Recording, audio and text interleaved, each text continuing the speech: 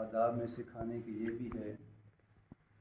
کہ اگر دسترخوان میں کوئی معزز آدمی بیٹھا ہے یا کوئی بڑا آدمی بیٹھا ہے، بزرگ آدمی بیٹھا ہے، تو فقہا فرماتے ہیں کہ کھانا اس طرف سے شروع کیا جائے، یعنی اس کے سامنے اہتمام کے ساتھ چیزیں رکھی جائیں، یہ بھی اس کے آداب میں سے ہے۔ اس کے ساتھ یہ بھی ادب ہے کہ جب انسان کھانا کھا رہا ہو دسترخوان پہ تو کوئی ٹکڑا اس کے منہ سے گر چکا ہے یا نوالا ڈال رہا تھا وہ گر چکا ہے، اگر وہ زیادہ ملوث نہیں ہوا، کم ملوث ہوا ہے، اس کو جھاڑ کے پھون کے اس کو کھا لے۔ یہ نبی علیہ السلام نے فرمایا کہ یہ برکت والا کھانا ہے، اس کو محسوس نہ کرنے چھوڑ نہ دے۔ تیسرا مسئلہ یہ ہے کہ جب کھانا کھا چکے تو فقہا فرماتے ہیں کہ اپنی انگلیوں کو چاٹ لے، یعنی اب چاول کھا رہا ہے، اگر چمچ سے کھا رہا ہے اس کا مسئلہ نہیں ہے، لیکن ہاتھوں کو استعمال کر رہا ہے، کھانا کھا چکا ہے، تو فقہا فرماتے ہیں کہ بعد میں ٹیشو کو استعمال کر لے یا ہاتھوں کو دھو لے، لیکن اس سے پہلے یہ سنت اور ادب یہ ہے کہ کھانا کھانے کے بعد اپنی انگلیوں کو چاٹ لے۔ تو نبی علیہ السلام نے صحابہ سے فرمایا کہ اس کو معلوم نہیں کہ اللہ نے کس چیز میں برکت رکھی ہے، شاید کہ اس نے جو کھانا مکمل کھایا ہے،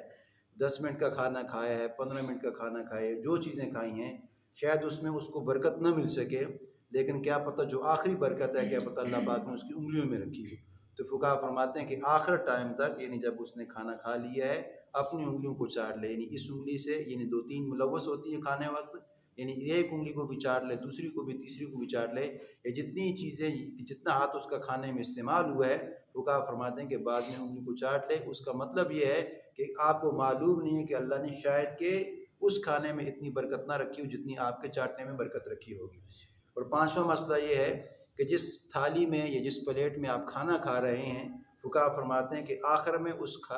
تھالی کو، اس پلیٹ کو صاف کر لے، یعنی چاٹ بھی لے پھر بھی ٹھیک ہے، اس کو صاف کر لے، یہ بھی بہتر ہے۔ اب صاف کرنے سے یہ ہے، نبی علیہ السلام نے فرمایا کہ جو وہ برتن ہے وہ اس کے لیے مغفرت کی دعا کرتا ہے، یعنی جس برتن میں وہ کھانا کھا رہا ہے، تھالی میں ہے، پلیٹ میں ہے، جس چیز میں ہے، آخر میں اتنا ہی ڈال لے جتنا وہ استعمال کر لے،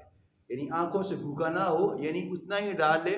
اکثر جگہ پہ اسراف ہو جاتا ہے، ختم کے لیے جاتے ہیں یا شادی حال میں جاتے ہیں، آنکھیں بھوکی ہوتی ہیں، پیٹ اس کا بھرا ہوا ہوتا ہے، وہ ایک ہی دفعہ ڈال لیتا ہے کہ شاید مجھے بعد میں یہ چیز میسر نہ ہو۔ اس لیے کہ جیسے آپ کا حق ہے دوسروں کا بھی حق، آپ اتنا ہی ڈالیں جتنا آپ اس کو استعمال کر لیں۔ تو فقہا فرماتے ہیں کہ آپ نے کھانا ڈال لیا ہے، اس کو پھر استعمال کر لے، سارا ختم کر لے، اور جو آخر میں چیز رہ چکی ہے، تری وغیرہ نہیں ہے، آئل وغیرہ نہیں ہے، تو جتنا سالن لگا ہوا آپ اس کو اپنی انگلیوں سے چاٹ لیں، اس کو صفا کر لیں، یعنی سارا برتن صاف ہو گیا۔ نبی علیہ السلام نے فرمایا کہ وہ برتن اس کے لیے مغفرت کی دعا فرماتا ہے کہ یا اللہ اس کے گناہوں کو معاف فرما دے۔ اور آخری مسئلہ یہ ہے، فقہا فرماتے ہیں کہ جب کھانا ختم ہو چکے، کھا چکے، پھر اپنے ہاتھوں کو دھو لیں، یعنی صابن سے یا ہاتھ سے پانی سے، یعنی دھو کے، اب بعد میں دھو کے پھر اپنے ہاتھوں کو خشک کر لیں، یعنی بعد میں اپنے ہاتھوں کو خشک کر لے۔ نبی علیہ السلام نے فرمایا کہ جب انسان کھانا کھا چکا ہوتا ہے، رات کو کھانا کھا لیا، اب اس نے اپنے ہاتھوں کو دھویا نہیں ہے، اسی طرح سو چکا ہے،